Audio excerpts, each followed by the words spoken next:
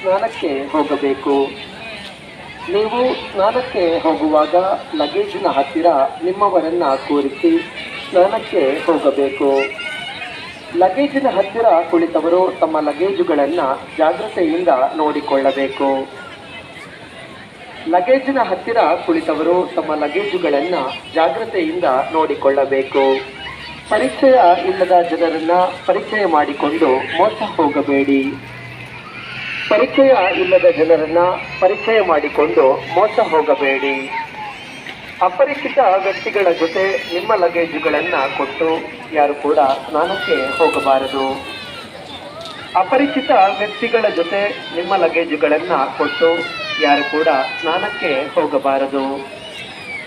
ನಿಮ್ಮಲ್ಲಿರುವ ನಗದು, ಒಡವೆ ಇನ್ನಿತರ ಬೆಲೆಬಾಳುವ ವಸ್ತುಗಳನ್ನು ಸ್ನಾನ ಮಾಡುವ ಸಂದರ್ಭದಲ್ಲಿ ಇಟ್ಟುಕೊಳ್ಳಲು ಅಸಾಧ್ಯವಾದಲ್ಲಿ ಹತ್ತಿರದಲ್ಲೇ ಇರುವ ಮಾಹಿತಿ ಕಚೇರಿಯಲ್ಲಿ ಕೊಟ್ಟು ರಶೀದಿಯನ್ನು ಪಡೆದುಕೊಳ್ಳಬಹುದು.